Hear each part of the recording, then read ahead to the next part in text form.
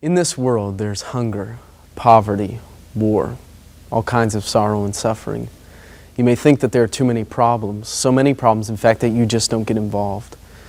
Maybe you think that you're too small, that you can't help. Well, the Lost Boys of Sudan have a story that just might make you feel too small. In 1983, President Numeri declared Sharia law in Sudan. The government want us, to believe in Islam. It also meant that it was not against the law to kill a non-Muslim. So if you don't accept it, you will be killed. You will be killed. Christians in the South were opposed to this, and a civil war broke out in 1983. When the war broke out, I was at home. I was in the river Nile. We were looking after our cattle. I was 6 years old. I was 6 years. I myself, I hear the gunshot. I heard the sound of the bomb, big sound, and I saw the smoke. Many of them fled to safety into Ethiopia. We just ran, for a safe place. We didn't have water, we didn't have food. On my way going to so the life was not so good because it was terrible. 90% of them lost their life. These boys got to Ethiopia after walking for months, barefoot, no shoes, no water. The Ethiopian government were friends to us. The boys were safe there and protected by the Ethiopian government. They're taking good care of us. Well, people that telling us that some days we're going to have a better life. Until after about 4 years, the Ethiopian government fell. The new government is allied with the Sudanese government. And it was not peaceful. And the boys were pushed off the land back into Sudan.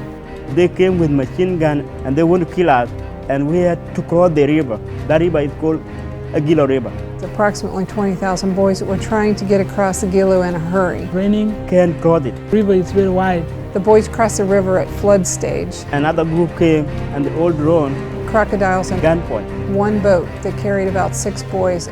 4,000 people lost their lives in the Gilo River.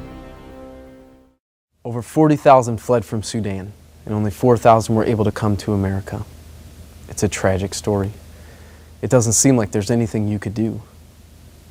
But you don't have to go halfway around the world to make a difference. Here's what some other schools decided to do.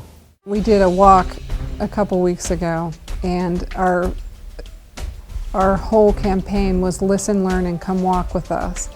Our main goal with the walkathon was really education. We wanted the kids to learn that even as one child, as one person, as one individual, that you can make a difference. We wanted them to listen with their heart and to hear the story of these lost boys and to know what they went through. And by listening to their story, that would empower them to be able to reach out and make a difference somewhere, anywhere. Walk the walk meant not just walking in our walkathon, but walk the walk, and that meant to take what you learned and put it into action in any form. And the Cleveland guys need to get an education so they can go back and make a difference in their own country.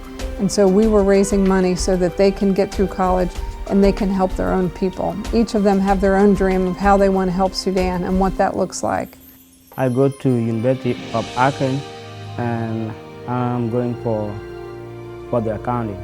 My friend Jacob and I are now thinking of going back to Sudan and go and build like high school or middle school. 1,000 miles start with one step. So my first step now, I want to get 4-year degree in college.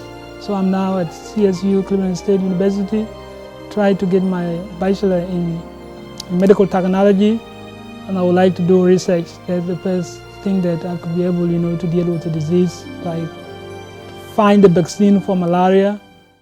Kids your age raised over $5,000 for the Lost Boys of Cleveland College Fund. They made a difference, and you can too. If you look around, you'll begin to see that there's a lot to be done. Will you get involved? Will you see what needs to be done and do it?